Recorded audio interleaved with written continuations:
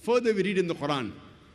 It's mentioned in the Quran in Surah Yasin, chapter number 36, verse number 40. It is not permitted for the sun to overtake the moon, nor the night to outstrip the day. The moon and the sun. Kullun fi falaki yasbahun, each one traveling in orbit with its own motion. Now the scientists say that the orbit of the sun and the moon is different. So there's no question of the sun overtaking the moon. That's what the Quran says. And today the scientists, they tell us that the sun is moving in a direction in the universe to a particular fixed direction, which is called as the solar apex. In the constellation of Hercules, also known as Alpha Lyra, at a speed of 12 miles per second. And today the scientists, they tell us that the sunlight we have is due to a chemical reaction which is taking place since billions of years. And one day, this chemical reaction will cease. And so will the light of the sun cease to exist. And so will the life on this earth cease to exist. But the scientists say it will take another few billion years. Quran gives a similar message. In Surah Yasin, chapter number 36, verse number 38, وَالشَّمْسُ تَجْرِي لِمُسْتَقَرٍ لَهَا, that the sun is running its course for a period determined, to a place determined. The Arabic word used here is mustaqar, which has two meanings. Either it means for a period determined, or it means to a place determined. And today science says that the sun is moving to a particular spot known as solar apex, and it will exist for a particular time period. So both the meanings of mustaqar, to a place determined and for a period determined, according to science, is perfect. Imagine, Quran mentions this 1400 years ago. When I was in school, I had learned that there are three types of matter: solid, liquid, and gas. And previously, the scientists believed that the space outside the astronomical systems in the galaxy, it was vacuum. Lately, the scientists have discovered that there are bridges of matter in the interstellar space. It's not vacuum. And it is called as plasma. And they say this matter is in a form of gaseous matter, which has equal number of positive ions as well as electrons. And the Quran mentions 1400 years ago in Surah Furqan, chapter number 25, verse number 59. It is Allah subhanahu wa ta'ala who has created the heavens and the earth, as well as things in between it. So Quran says there is matter in between the heavens and the earth, which today science, they say that this plasma can be considered as the fourth type of matter. Today science also tells us that the atmosphere of the earth, it acts like a filter and prevents the harmful radiations from outer space to come onto the surface of the earth. It prevents the X-rays and the ultraviolet rays to reach the surface of the earth, which is very important for the sustenance of life. If this filter of the earth's atmosphere wasn't there, then life would not exist on the face of the earth. The Quran says in Surah Anbiya, chapter number 21, verse number 32, that we have made the sky as a protected ceiling. We have made the heavens, the Arabic word is samawat, we have made the heavens, that is the sky, as a canopy well guarded. Today science has come to know that this protected ceiling, without this, life would have ceased to exist on the face of the earth. It was in 1925, a very famous scientist by the name of Edwin Hubble, and a famous astronomer, he said that the galaxies are receding. That means the universe is expanding.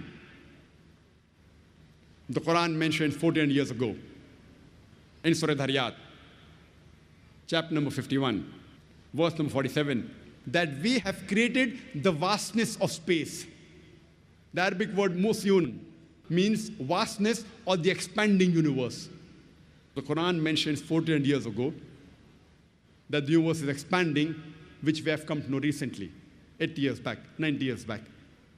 And according to Stephen Hawking, who's a very famous scientist, he writes in his book, The Brief History of Time, he says that the discovery of the expanding universe is the greatest discovery of this century, which is mentioned in the Quran 14 centuries before. There may be skeptics or some non-Muslims who will say it is nothing great that the Quran speaks about astronomy, since the Arabs were very well advanced in the field of astronomy. I do agree with them that the Arabs were advanced in the field of astronomy. But I would like to remind them, it was centuries after the Quran was revealed that the Arabs advanced in the field of astronomy. So it is from the Quran that the Arabs learned about astronomy and not the vice versa. And there were many things about astronomy mentioned in the Quran which the Arabs didn't speak about and which we have come to know recently. In the field of physics, several centuries ago, there was a theory which was called as atomism. This was advanced by the Greeks, especially Democrats, who lived 2,300 years before. And according to this theory of atomism, atom is the smallest part of matter. And this was also known to the Arabs. And the Arabic word for atom, in Arabic, it's called as zarra. And the Arabs also agreed the smallest part of matter, nothing can be smaller than that. And if you read the Quran too speaks about the atom. Now, after science has advanced in the field of physics, we agree that atom is the smallest particle of matter having the characteristics of the element, but an atom too can be divided. So does it mean that the Quran is outdated? Quran says in Surah Sabah, chapter number 34, verse number 3, as well as in Surah Yunus, chapter number 10, verse number 61, that when they say, that is unbelievers, that the final hour will never come, tell them it will surely come by the Lord, in whose knowledge is the unseen, and in whose record is the smallest detail of an atom. And there is nothing smaller or greater than an atom which is not there without being mentioned in his record. Clearly, that's propitious. So the Quran says that Allah has the knowledge of the unseen, the minutest detail of the atom is mentioned, and even things greater and smaller than the atom is very clearly mentioned in his record. So the Quran mentions 1400 years ago that there are things smaller than the atom, which science has discovered recently. In the field of hydrology, we learn about the water cycle in the school. The water cycle, what we learn in the school, was first described in 1580 by Sir Bernard Palissy. And we learned in school that the water evaporates from the ocean. It forms into clouds. The clouds move, they rise, they condense, and the water falls and flows back into the ocean, and the water cycle is completed. Previously, in 7th century BC, Thales of Miletus, he said it was the spray of the ocean which was picked up by the winds which fell into the interior as rain. People did not know how did the rain fall. So in 7th century, Thales of Miletus, he said it was the spray of the ocean which was picked up by the winds and fell into the interior as rain. People did not know from where did the underground water come. And people believed, even at the time of Plato, that when the water fell, this water flowed by a secret passage into the ocean called as Tartarus.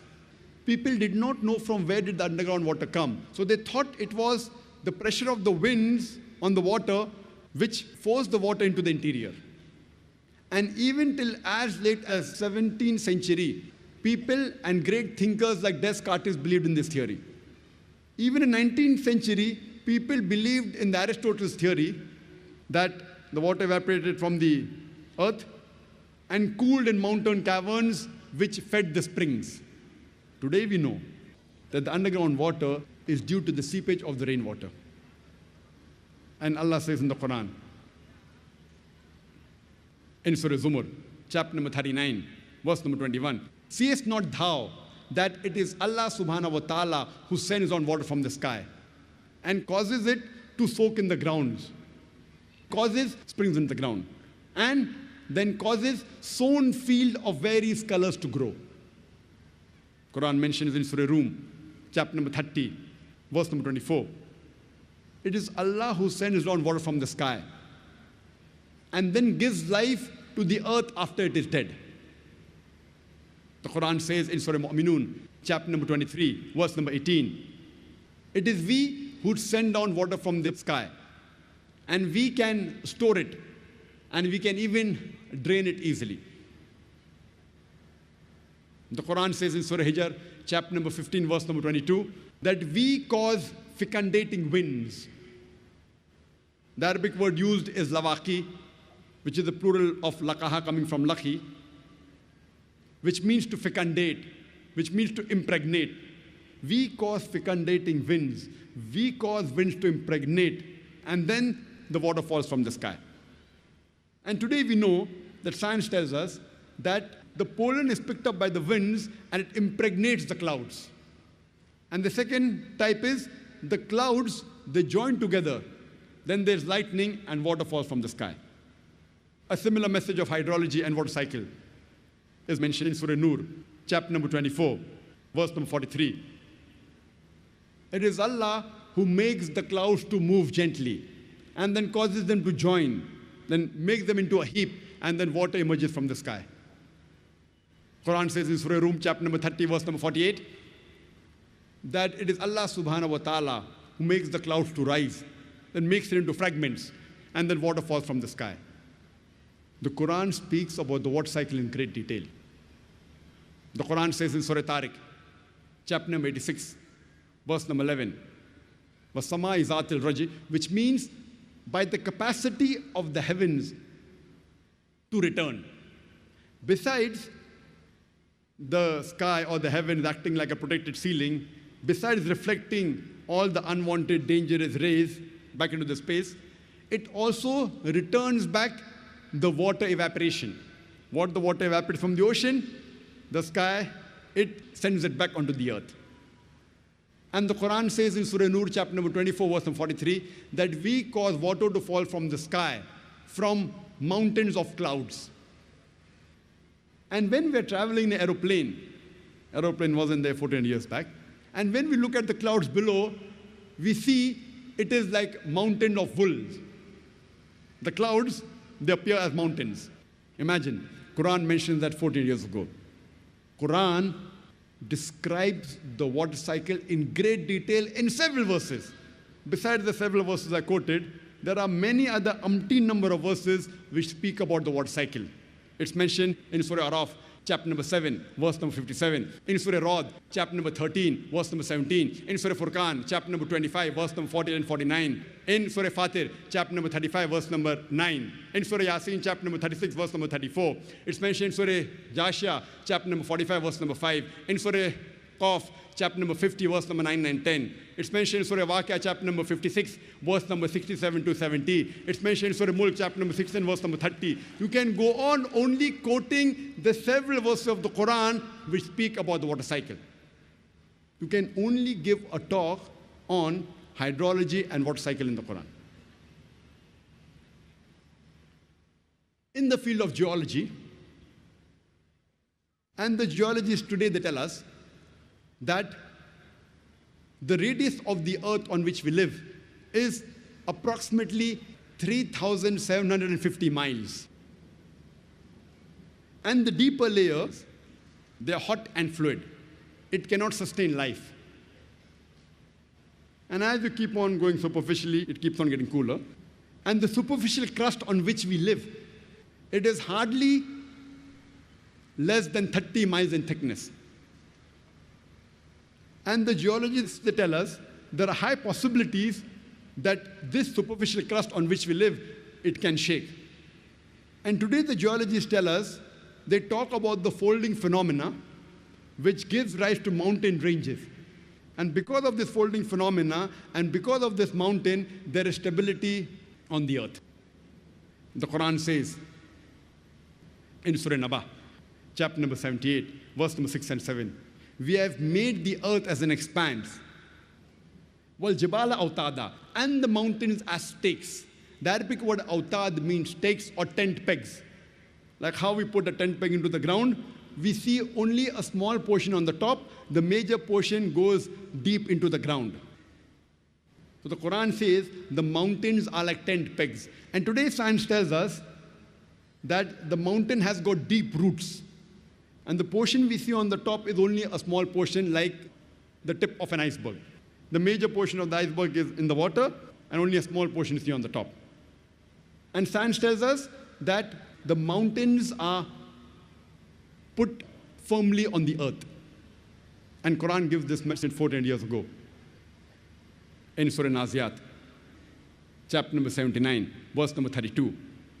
As well as Surah Ghashiyah, chapter number 88, verse number 19, that we have placed on the earth mountains standing firm.